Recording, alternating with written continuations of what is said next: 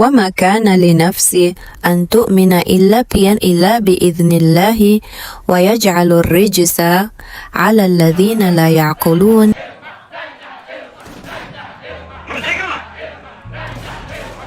Saudara-saudara, rakyat jelata di seluruh Indonesia, terutama saudara-saudara penduduk kota Surabaya. 10 November 1945.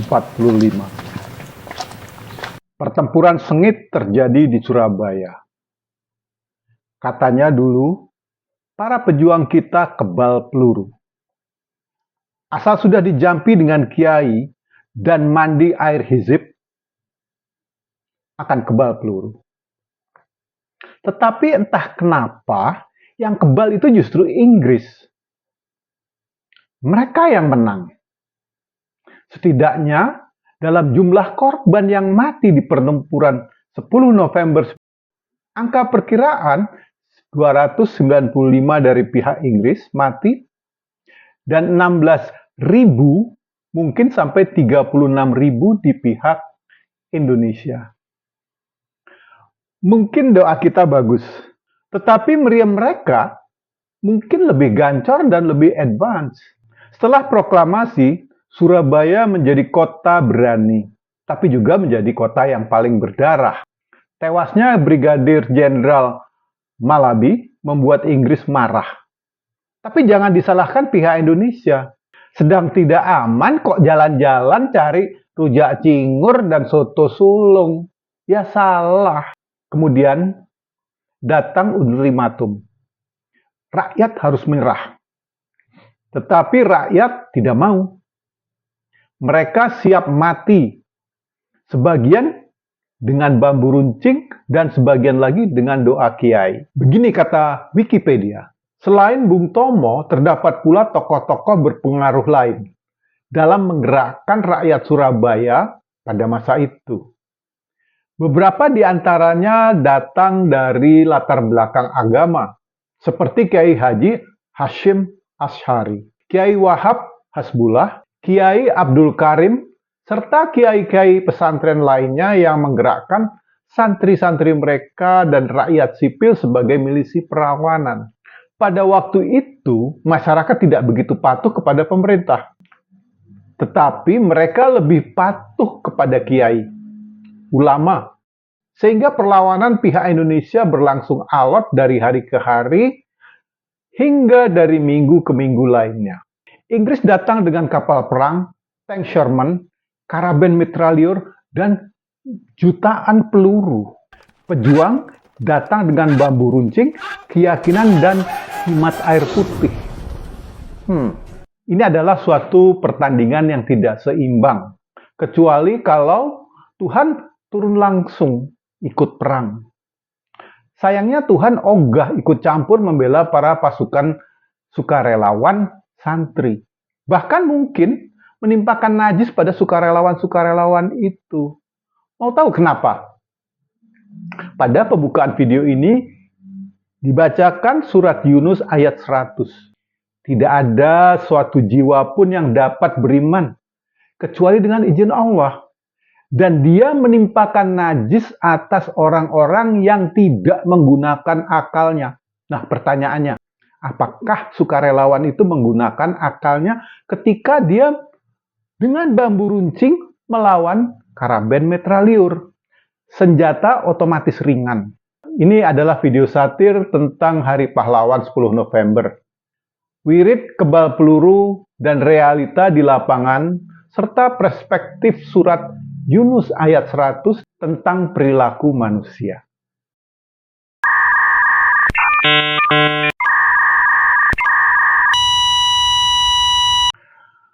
Menurut NU Online, banyak kiai di masa penjajahan ikut melawan. Bukan hanya lewat senjata, tetapi juga lewat hizib dan kumpulan doa wirid. Kiai Dalhar, Watu Congol, misalnya. Pada usia 75 tahun, dia memimpin bacaan hizib khusus untuk menguatkan batin para pejuang. Kiai Haji Subhi Parakan terkenal menyepuh bambu runcing dengan doa dan salawat nariyahnya. Di Magelang dan Parakan, para santri membaca Sahih Bukhari berjilid-jilid, meyakini itu bagian dari jihad melawan penjajah. Sumber cerita ini jelas dari artikel Hizib Kiai pada saat menghadapi penjajah di situs nu.or.id. Artinya, spiritualitas memang menjadi bagian dari perlawanan. Persoalannya, apakah spiritualitas itu menjadi bagian dari Quran? Kata spiritualitas atau rohani dan rohaniyah tidak dijumpai satupun di dalam Quran. Jadi, spiritualitas itu bukan bagian daripada Quran. Jadi, secara keseluruhan, wirid-wiridan itu apa bagian dari Quran? Ya enggak lah. Orang di Quran aja enggak ada kata rohani dan rohaniyah. Itu sebabnya Allah jijik dengan masalah rohani dan rohaniyah. Saking jijiknya, ya, kata itu tidak digunakan di Quran.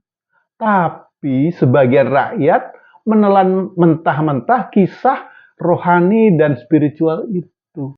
Penyimpangan dari Quran. Doa seharusnya menjadi simbol keberanian. Berubah menjadi keyakinan literal konyol bahwa peluru bisa mental karena doa. Enggak lah, itu tahayul. Kiai bilang, kalau sudah dibacain hizib, insya Allah kebal peluru. Tapi kenyataannya, kuburan para pejuang Surabaya justru penuh peluru. Maksudnya badannya dulu loh ya. Mungkin sekarang masih ada kali ya. Mungkin bukan karena doanya yang salah, tetapi karena peluru sekutu tidak paham bahasa Arab. Jadi tetap aja tembus. Kalau memang benar kebal, mestinya tentara Inggris yang nyungsep duluan. Bukan pejuang yang bergelimpangan. Peluru tidak mempunyai iman. Mereka cuma mengenal arah, kecepatan, massa logam. Hizib atau salawat bisa ditembus. Iman boleh panas, tapi otak jangan padam. Beginilah kira-kira pesan yang tidak pernah sempat dikatakan Bung Tomo. Di dalam Al-Quran, Allah tidak pernah janji bikin orang beriman jadi kebal peluru, kebal pisau, kebal panah. Nabi sendiri ketika perang Uhud berdarah, luka, dan gigi patah. Allah cuma bilang, jangan lemah, jangan bersedih. Jika kamu beriman, kamu akan menang. Ali Imran ayat 139. Memang di sini bukan jampi, tetapi karena iman, disiplin, dan strategi. Dan ini terbukti pada saat pertempuran Khandaq. Mereka pakai strategi. Atau ketika pertempuran Badar. Itu juga mereka pakai strategi. Jadi kalau ada kiai ya menjanjikan kebal peluru, hati-hati. Uji coba ke kiai itu dulu sendiri. Uji coba ke kiai itu sendiri. Go.